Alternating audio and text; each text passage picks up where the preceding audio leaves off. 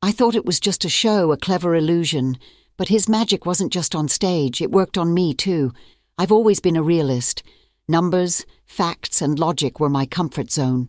Magic? That was for kids and daydreamers.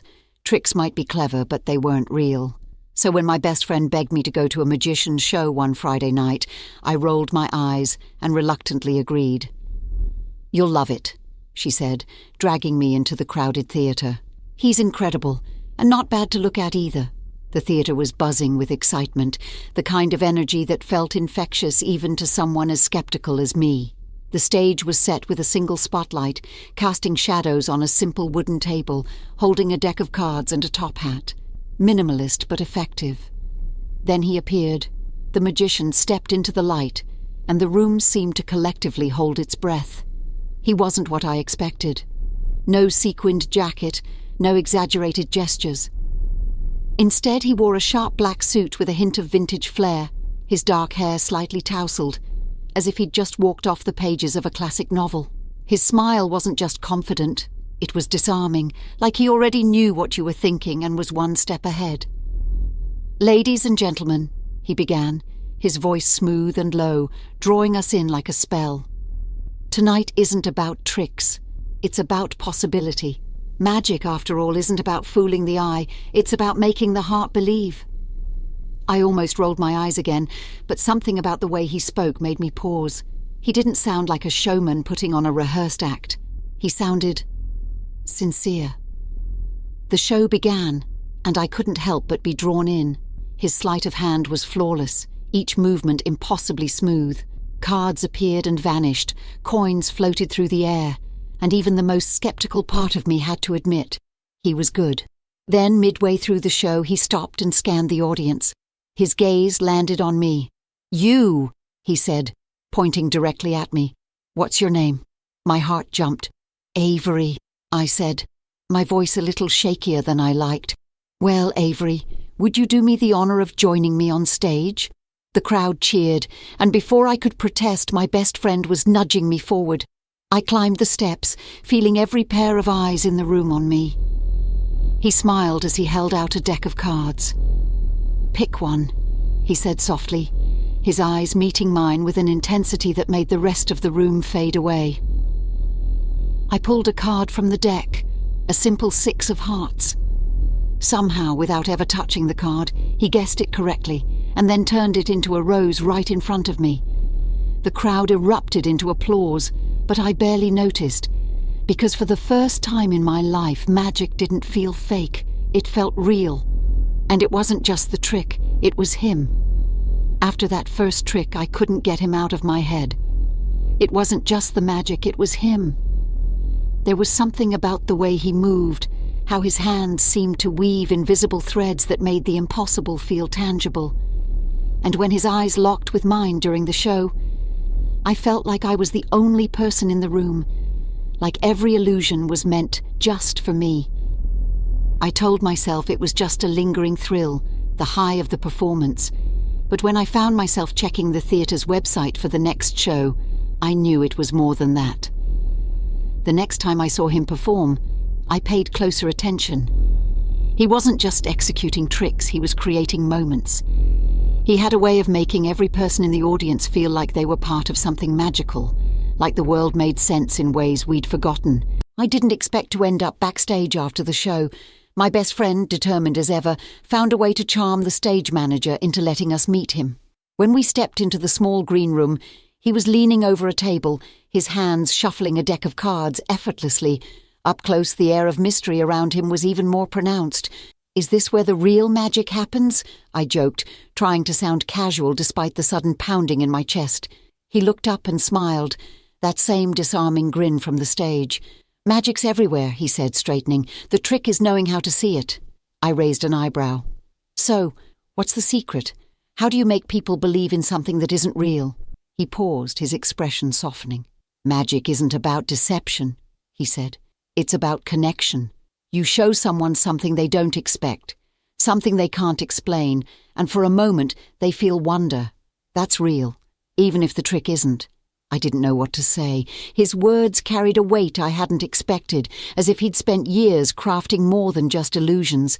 He'd been creating meaning. He picked up a coin from the table and rolled it across his knuckles, his eyes flicking back to mine.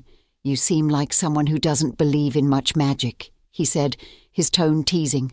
I laughed, surprised by how easily he read me. I guess I never thought there was much to believe in.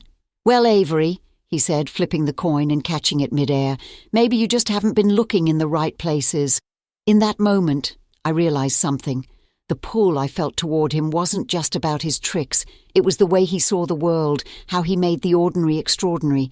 He didn't just create illusions, he created wonder, and somehow I was becoming part of it. The more time I spent with him, the more I began to see cracks beneath the surface.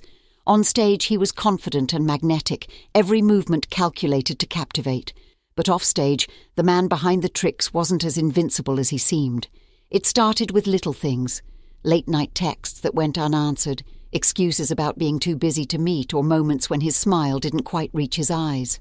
He would laugh off my questions or redirect the conversation with a clever remark, but I could feel the distance between us growing. One night, after a particularly dazzling performance, I waited for him outside the theatre. The applause had been thunderous, the crowd on their feet, but when he finally emerged, his shoulders were slumped and his face looked worn. He didn't notice me at first, too lost in thought. "Rough night?" I asked, stepping forward. He startled, his expression shifting instantly into that charming smile I'd come to know so well. "A magician never has rough nights," he said lightly. "I wasn't buying it. You don't have to perform for me," I said softly. His smile faltered, and for a moment I saw something raw in his eyes. "It's not a performance," he muttered, but there was no conviction in his voice. I followed him as he walked down the empty street, his pace quick and restless. "You don't have to keep shutting me out," I said, trying to keep up. "Whatever it is you're dealing with, you don't have to do it alone." He stopped suddenly, turning to face me, he said, his voice sharp, frustrated. "You don't understand this. I do. It's all. It's not. It's mine. And it's not if anyone. Why not? You can't just push his jaw, his eye, because I've always leave one sticks." His words hung in the air, heavy and unshakable. For the first time I saw the loneliness he carried, the weight of a life built on illusions and fleeting applause. "Maybe that's true for some people," I said carefully, "but not for me." He looked at me, his expression unreadable. "You say that now," he murmured. "But love and magic, neither one lasts forever." The vulnerability in his voice broke my heart. I wanted to tell him he was wrong, that I wouldn't walk away, but doubt whispered in my mind. Could I really handle loving someone who seemed so determined to keep me at arm's length? It was a question I didn't have an answer for. Not yet. The night of the gala performance was supposed to be a triumph.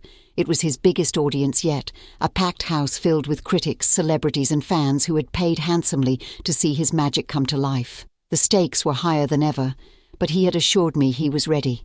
"I've done this routine 100 times, he'd said with that familiar, confident smile. "Tonight's going to be perfect." But something was different that evening. I could see it in the way his hands trembled as he adjusted his cuffs and the way his laughter sounded more forced than usual. He was distracted, his mind somewhere far away. "You okay?" I asked as he paced backstage before the show. "Yeah," he said quickly, brushing off my concern. "Just nerves." I didn't believe him, but before I could press further, the stage manager called him to take his place. He turned to me and smiled, a fleeting, vulnerable expression that made my heart ache. "Wish me luck," he said softly.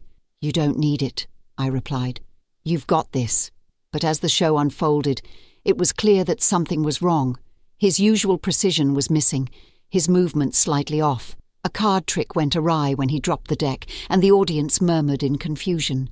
He laughed it off, trying to turn the mistake into part of the act, but I could see the strain behind his smile. Then came the grand finale, a trick he had been perfecting for months. It involved levitation, an elaborate illusion that required perfect timing and precision. As he began the routine, the audience leaned forward in anticipation. But just as the illusion was reaching its peak, something went wrong. A wire snapped and the entire mechanism faltered. Gasps rippled through the crowd as the trick failed spectacularly. For a moment he stood frozen, his mask of confidence shattered. The applause that usually roared through the theatre was replaced by an uncomfortable silence. Backstage after the performance, I found him sitting alone in the corner, his head in his hands. The light, the charm, the unshakable confidence. All of it was gone. "It's over," he said when he noticed me. His voice was hollow, barely above a whisper. "I've spent my entire life building this, and tonight, I lost it all." I knelt beside him, taking his hands in mine. "You didn't lose everything," I said firmly. "You still have me." He shook his head, his eyes filled with pain. "You deserve better than this, better than me. I'm just a man with tricks, Avery. Nothing real, nothing that lasts." "Stop," I said, my voice breaking. "You are so much more than your tricks. And I'm not here for the magic. I'm here for you." He looked at me then, his eyes searching mine for the truth in my words. And as his walls began to crumble, I knew that this moment, more than any illusion, was the one that mattered most. I thought he was done with magic after the gala disaster. For days, he avoided my calls, retreating into himself the way he always did when life became too heavy to bear. Part of me wanted to give him space, but a bigger part of me couldn't stand to see him like that. So, when he called me out of the blue one evening, asking me to meet him at the old theatre where he'd started his career, I didn't hesitate. The theatre was dark when I arrived, the familiar smell of sawdust and velvet lingering in the air. A single spotlight illuminated the stage, and there he was, standing at its centre. His suit was slightly wrinkled, his hair messier than usual, but his eyes were steady, filled with a determination I hadn't seen in weeks. "What's this about?" I asked, stepping cautiously toward the stage. He gestured for me to join him, a small smile playing on his lips. "Just trust me," he said. That phrase had become something of a refrain between us, but this time it felt different. He extended a hand, helping me onto the stage. In his other hand was a black silk scarf. "What are you doing?" I asked, a mix of curiosity and skepticism creeping into my voice. "I want to show you something," he said softly. He tied the scarf around my wrist, looping it through his own so we were bound together. "This," he said, lifting our joined hands, "is the foundation of every great trick. Connection. Without it, the magic falls apart." I watched as he pulled a deck of cards from his pocket with his free hand, shuffling them effortlessly. He fanned them out, holding them toward me. "Pick one," he said, his voice steady. I rolled my eyes but did as he asked, pulling a card at random. He didn't look at it, only asked me to hold it tightly against my chest. "Now, close your eyes," he said. I hesitated. "What are you up to?" "Just trust me," he repeated. With a sigh, I closed my eyes. For a moment there was only silence. Then I felt a soft tug on the scarf, followed by a rush of air as he moved around me. When he told me to open my eyes, the stage had transformed. Dozens of roses surrounded us, scattered across the floor and hanging from invisible strings above. Tiny lights blinked like stars, casting a warm glow across the theatre. I turned to him, my breath catching in my throat. "How?" He smiled, lifting the card I'd chosen. It was blank now, except for the words scrawled across it.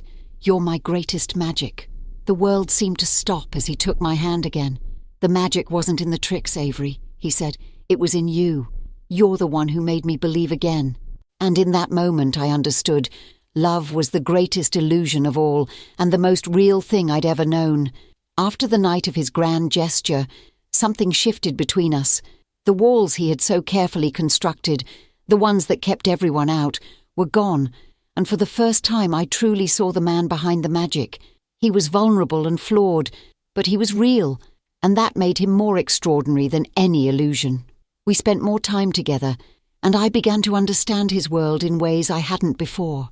Magic wasn't just about sleight of hand or clever tricks.